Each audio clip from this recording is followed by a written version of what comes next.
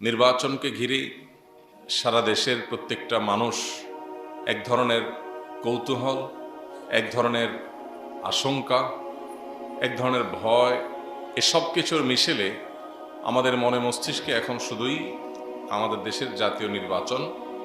এই নির্বাচনকে ঘিরে আমাদের যত কৌতূহল, আমাদের যত আশা আশঙ্কার জায়গা আছে, এই সব বিষয়গুলোকে সামনে রেখে একজন মুসলিম হিসেবে আমাদের এবং আমাদের নেতাদের উভয় শ্রেণী মানুষের জন্য বেশ কিছু করণীয় আছে আমাদের নেবার মতো, গ্রহণ করবার মতো বেশ কিছু পদক্ষেপ।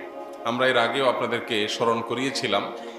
নির্বাচনের এই সময়টাতে সাধারণ মানুষ এবং আমাদের নেতৃবৃন্দ, এই উভয় শ্রেণীর মানুষের জন্য আল্লাহর তরফ থেকে বহুত বড় একটা পরীক্ষার সময়।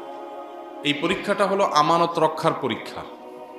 সাধারণ মানুষ হিসেবে আমরা আমাদের প্রতি অর্পিত আমানত কতটা রক্ষা করতে পারছি, আর আমাদেরকে যারা শাসন করতে বা আমাদের যারা দায়িত্বভার গ্রহণ করতে ইচ্ছুক, তারা আল্লাহর দেওয়া আমানতকে রক্ষা করবার জন্য কতটা প্রস্তুত। এই পরীক্ষা দেওয়ার সময় হলো আমাদের জন্য এই সময়টা। আল্লাহ সুবহানাহু ওয়া তাআলা কোরআনে কারিমে বলেছেন, ইন্নাল্লাহা ইয়ামুরুকুম আন তুআদ্দুল আমানাতি ইলা আহলিহা। আল্লাহ নির্দেশ করছেন তোমাদেরকে, এই তোমাদের মধ্যে ভোটারও আছেন, প্রার্থীও আছেন, দলের কর্মীও আছেন, সাধারণ মানুষও আছেন। আল্লাহ তাআলা সর্বস্তরের মুসলমানদেরকে লক্ষ্য করে বলছেন যে আল্লাহ তাআলা তোমাদেরকে অর্ডার করছেন, আল্লাহ তাআলা তোমাদেরকে নির্দেশ করছেন যে আল্লাহর সামনে দাঁড়াতে হবে। তিনি নির্দেশ করছেন আনতু আদ্দুল আমানাতে ইলা আহলিহা, আমানত যথাস্থানে যেন পৌঁছে দেয়া হয়। তোমরা আমানত যথাস্থানে পৌঁছে দাও, এই মর্মে আল্লাহ তোমাদেরকে নির্দেশ করেছেন। আমানতকে অপাত্রে পৌঁছে দিবে না। নির্বাচন এবং ভোটের এই রাজনীতিকে ঘিরে সর্বস্তরের সাধারণ মানুষের মধ্যে এক ধরনের শঙ্কা, আশা এবং বিশেষ করে দেশকে ঘিরে এক ধরনের অজানা কৌতূহল, বিশাল বড় একটা আকাঙ্ক্ষার জায়গায় তৈরি হয়েছে। বিশেষ করে নতুন পরিস্থিতিতে, নতুন পরিবেশে, পট পরিবর্তনের ভিত্তিতে প্রত্যেকটা মানুষ আমরা অনুভব করি এই দেশটা যে জায়গায় থাকার কথা ছিল তার চাইতে অনেক নিচে অবস্থান করছে সব দিক থেকে। অর্থনীতি বলি, নাগরিক সুযোগ সুবিধা বলি, নিরাপত্তা বলি, আইন শৃঙ্খলা বলি, বিচার ব্যবস্থা বলি, এমন একটা সেক্টর নাই এই দেশে যে একটি সেক্টর নিয়ে জনগণ বলতে পারে এই সেক্টরটাতে পৃথিবীর যে কোনো দেশের চাইতে আমরা ভালো আছি। এরকম একটা সেক্টরও হয়তো এই দেশে মানুষ খুঁজে পায় না, যার কারণে আমাদের মনের ভিতরে অনেক আবেগ, অনেক আশা আকাঙ্ক্ষা। নির্বাচন আসলে সে আশা আকাঙ্ক্ষা আরো বেড়ে যায়। প্রিয় ভাইরা আমার, একজন মুসলমান হিসেবে আমাদের সমস্ত অবস্থা, দুরবস্থা, ভালো মন্দ সব কিছুর নিয়ন্ত্রক আল্লাহ রাব্বুল আলামিনকে আমরা মনে প্রাণে বিশ্বাস করি। যদি তাই হয়ে থাকে, তাহলে আজকে যে আমাদের দুরবস্থা আমরা দেখতে পাচ্ছি স্বাধীনতার 50 বছর পরও, এমন কোনো বিভাগ এদেশে আমরা খুঁজে পাই না যে একটা বিভাগ নিয়ে আমরা বলতে পারি যে পৃথিবীর অন্য দেশগুলোর সাথে টেক্কা দিয়ে অগ্রসর হওয়া দূরের কথা, অন্তত তাল মিলিয়ে সমান্তরাল জায়গা আমরা যেতে পেরেছি, সেটাও আমরা বলতে পারি না। বিচার নাই, জোর জার মুল্লুকতার, অপশাসন, দুর্নীতি, অনিয়ম, খাদ্যে ভেজাল, কি নাই? এই যে দুরবস্থা, এই দুরবস্থার জন্য আমরা দায়ী করি আমাদের রাজনীতিবিদরা হয়তো দায়ী করে আমাদের ভোটারদের। সন্দেহাতীতভাবে আমাদেরই ঘুরে ফিরে দায়, কারণ আল্লাহ তাআলা বলেছেন যহরাল ফাসাদু ফিল বাররি ওয়াল বাহরি বিমা কাসাবাত আইদিন নাস। স্থলে এবং জলে যত রকমের ব্যত্যয় তোমরা দেখো, যা হওয়ার কথা ছিল হচ্ছে তার উল্টোটা, যা দেখার কথা ছিল দেখছো তার ভিন্নটা। এই যে ব্যত্যয়, এই যে ফাসাদ, এই যে অনিয়ম, এই যে বিশৃঙ্খলা, এই যে অপ্রত্যাশিত চিত্র এবং পরিবেশ তোমরা দেখতে পাও, এটা কেন দেখতে পাও? মানুষের হাতের কামাইয়ের ফসল হিসেবে দেখতে পাও। সমাজে আমরা যা দেখতে পাই এগুলো আমাদের কর্মকাণ্ডের ফসল। আল্লাহ সুবহানাহু ওয়া তাআলা সেজন্য বলেছেন, ইন্নাল্লাহা লা ইউগাইয়িরু মা বিকাউমিন, কোন জাতি, কোন সম্প্রদায়ের অবস্থার পরিবর্তন আল্লাহ করবেন না। আমরা যে অপশাসন, আমরা যে বিচারহীনতা, আমরা যে জোরজার মুল্লুকতার, আমরা যে দুর্নীতি, আমরা যে অন্যায় অনিয়মের মহাসমুদ্রে হাবুডুবু খাচ্ছি, এই অবস্থার ব্যাপারে আল্লাহ বলছেন, আল্লাহর এই আয়াতকে অবস্থার ক্ষেত্রে আমরা ফিট করতে পারি যে আল্লাহ তাআলা কোনো জাতির অবস্থা পরিবর্তন করবেন না, অতএব আমাদের অবস্থারও পরিবর্তন হবে না হাত্তা ইউগাইয়িরু মা বিআনফুসিহিম, যাবত না আমরা নিজেদের অবস্থানে যারা পরিবর্তন না করি। আমরা যদি সিদ্ধান্ত নেই আমি যা উল্টাপাল্টা করি এগুলো সব ঠিক থাকবে, অফিসে, আদালতে, কর্মস্থলে, আমার ব্যবসা প্রতিষ্ঠানে, যেখানে থাকি না কেন মানুষকে ফাঁকি দেওয়ার চেষ্টা করব, 2 নম্বরই করার চেষ্টা করব, ধানাই পানাই করার চেষ্টা করব, মসজিদে মুসলমান, বাহিরে মুনাফিক সাজার চেষ্টা করব, আমি যদি আমার সব অবস্থাগুলোকে খারাপ রাখি আর আশা করি দেশ ঠিক হয়ে যাবে, এটা হবে বোকার স্বর্গে বসবাস। অতএব ভোটের এই রাজনীতিকে সামনে রেখে আমি সর্বস্তরের সাধারণ মানুষের কাছে বিনীতভাবে উদাত্ত আহ্বান রাখতে চাই।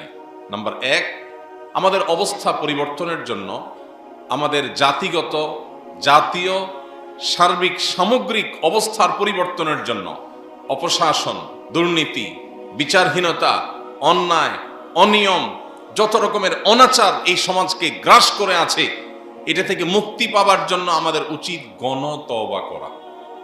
আমাদের উচিত আত্মজিজ্ঞাসার মুখোমুখি হওয়া। আমি যদি এমপি বা মন্ত্রী হওয়ার সুযোগ পাই, আমি কি আমার আত্মীয় স্বজন, বন্ধু বান্ধব এদের চেহারার দিকে না দেখে নিয়ম এবং শৃঙ্খলার দিকে তাকিয়ে চলতে পারবো কি না? সে আত্মবিশ্বাস আমার নিজের বেলায় আছে কিনা?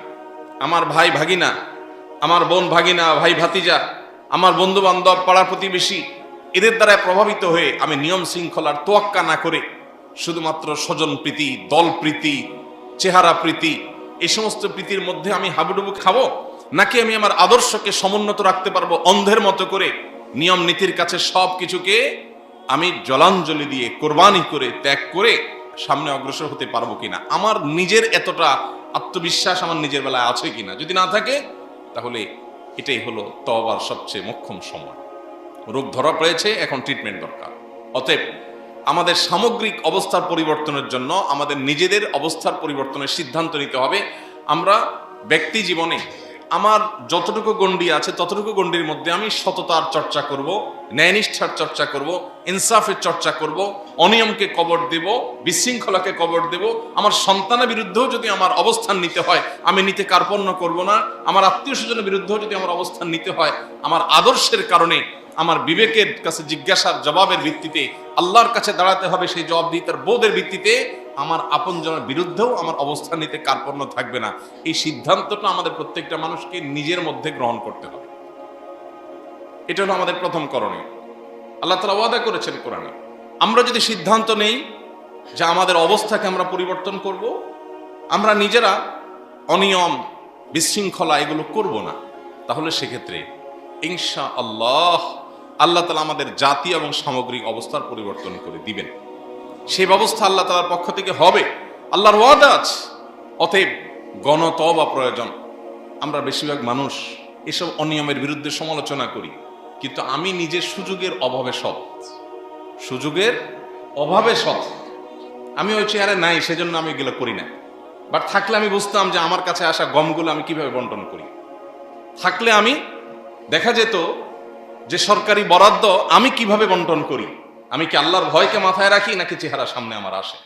অতএব সমাজের সার্বিক পরিস্থিতি, এটা আমাদের আমল, এটা আমাদের চিন্তা, এটা আমাদের কর্মকাণ্ড, এর প্রতিফলন, এর ফসল। সেজন্য গোড়ায় হাত দিতে হবে, আত্মশুদ্ধির অভিযান চালাতে হবে। আল্লাহ তাআলা আমাদের সবাইকে সে তৌফিক দান করুন। নাম্বার 2, আমরা ভোট এবং এই যে মতামত দেওয়ার সুযোগ পেয়েছি, এই সুযোগটা আল্লাহর পক্ষ থেকে অনেক বড় পরীক্ষার ব্যাপার। এই পরীক্ষায় উত্তীর্ণ হওয়ার ক্ষেত্রেও আমি যে দেশে অনিয়ম, বিশৃঙ্খলা, অপশাসন এগুলোর অপসারণ চাই, এগুলোর পরিবর্তন চাই, আমি কি আসলে সিদ্ধান্ত দেওয়ার ক্ষেত্রে আমানতদারিত্বটা মেনটেন করতে পারছি কিনা, রক্ষা করতে পারছি কিনা? এক্ষেত্রে আমার কোনো বায়াসনেস, এক্ষেত্রে আমার কোনো দলপ্রীতি, ব্যক্তিপ্রীতি, গোষ্ঠীপ্রীতি অথবা আমার নিজস্ব সংকীর্ণ চিন্তার ঊর্ধ্বে আমি উঠতে পারছি কিনা, এই পরীক্ষা আমাদের উত্তীর্ণ হতে হবে। এই পরীক্ষা যদি আমরা উত্তীর্ণ হতে না পারি তাহলে অবস্থার পরিবর্তন হবে না। আমরা বেশিরভাগ মানুষ এখনো নামাজে কালামে মুসলমান হলেও এই লেনদেন, এই জাগতিক বিষয়গুলোতে একজন মুসলমানের যে রোল, একজন মুসলমানের যে দায়িত্বশীলতা, সেই জায়গায় আমরা যথাযথ দায়িত্বটা পালন করতে পারিনি। এটা আমাদের ব্যর্থতা। এর ফসলস্বরূপ আজকে যে দুরবস্থা আমরা এর মধ্য দিয়ে পার করছি, আমাদের এই সময় জাতীয় জীবন, সেটা আমরা ভোগ করছি আমাদের এই কর্মের ফল হিসেবে। এই জন্য দ্বিতীয়ত আমাদের করণীয় হলো ভোট কেন্দ্রিক যত আমানতের প্রশ্ন আছে এগুলো আমরা আমাদের সাধারণ মানুষ হিসাবে আমাদের আমানতকে আমরা সর্বোচ্চ রক্ষা করার চেষ্টা করি। তাহলে একদিকে নিজেরা সৎ সার্বিকভাবে নীতিবান মানুষ হওয়ার জন্য নিয়ত করা, আগের ভুলভাল কাজের জন্য তওবা করে ফিরে আসা, যে আমি আর সে ভুল পথে চলবো না। আমরা যারা অনিয়মের কথা বলি, আমরাই যখন আবার অনিয়ম করার জন্য তদবির করি, তাহলে দেশে পরিবর্তন কিভাবে হবে? আপনার কোনো কাছের মানুষ, বড় পুলিশ অফিসার, একজনের বিরুদ্ধে আপনার অভিযোগ আছে, ঝগড়াঝাটি হয়েছে, তারে সাইজ করার জন্য তার কাছে আপনি দ্বারস্থ হয়েছেন, তো আপনি নিজেই তো অন্যায় করছেন, আপনি নিজেই তো দুর্নীতি করছেন, নিয়মের ব্যত্যয় করছেন, তো আপনি কিভাবে আশা করেন দেশে পরিবর্তন? তাহলে একদিকে আমাদের চরিত্র সংশোধন, ব্যক্তিগত জীবনে অনিয়ম, বিশৃঙ্খলা, এগুলোকে আমরা না করার জন্য সিদ্ধান্ত নিতে হবে। আপনি দেখুন, যেখানে রাস্তা পার হওয়া নিষেধ, পায়ে হেঁটে রাস্তা পার হওয়া নিষেধ, কারণ হাইওয়ে অনেক গাড়ি চলাচল করে, রাস্তা পার হতে গেলে গাড়িগুলোর গতি থামিয়ে যেতে হয়, জ্যামের সৃষ্টি হয়, দুর্ঘটনার সম্ভাবনা থাকে, সেজন্য ফুট ওভার ব্রিজ করে দেওয়া আছে যে ওইটা পার হন। এখন ওই জায়গায় দাঁড়িয়ে আপনার কি মনে হচ্ছে কিনা যে আমি এই যে গাড়িগুলোর গতি, আমিও তো একসময় গাড়ির যাত্রী হই বা হব, তাহলে আমি এই গতি থামিয়ে দিচ্ছি, যে আমি যে একটু শর্টকাটে পার হওয়ার জন্য ফুট ওভার ব্রিজে না গিয়ে নিচ দিয়ে দৌড় দিচ্ছি, আমি এই কাজটা কি সঠিক করছি কি? কাজটা কি সঠিক? কিন্তু এই বেঠিক কাজটা করেন না কয়জন? এরকম চোখে আঙ্গুল দিয়ে দেখাবার মতো শত শত এক্সাম্পল বের করা যাবে, যে একজন নাগরিক হিসাবে, সাধারণ মানুষ হিসাবে হয়তো আমি মন্ত্রী না, এমপি না, দেশের অনেক অবস্থা পরিবর্তন করতে পারবো না, কিন্তু এই যে অন্যায়টা হচ্ছে, আমি না করলে তো একটা মানুষেরটা কমে অন্তত। ওই জায়গায় গেলে আমার নীতির কথা আমার মাথায় থাকে না, বাট আমি ওই যে নেতার নীতির বিরুদ্ধে কথা বলি, তা আমি যেরকম আমার নেতা তো সেরকমই হবে। নেতা, আমি যখন রাস্তা পার হয়ে যাব নিয়ম ভঙ্গ করে, স্বাভাবিকভাবে নেতা তো রাস্তা কেটে খাল বানাবে, এটাই তো স্বাভাবিক। আমার ক্ষমতা এতটুকু, এটা দিয়ে আমি যদি এই অনিয়ম করি, তাহলে আমার নেতা যিনি হবেন তিনি, তার ক্ষমতা তো আরো বেশি, অতএব অনিয়ম তো সে আরো বেশি গুণ করবে। আপনি নেতা হলে ওইটাই করতেন। এই জন্য জাতি হিসাবে আমাদের গণতওবা করা বড় বেশি প্রয়োজন। আল্লাহ আমাদের সবাইকে সৎ, নীতিবান, আদর্শবান, সুশৃঙ্খল, খাঁটি ইমানদার, মুত্তাকি, আল্লাহ ভীরু মানুষ হওয়ার তৌফিক দান।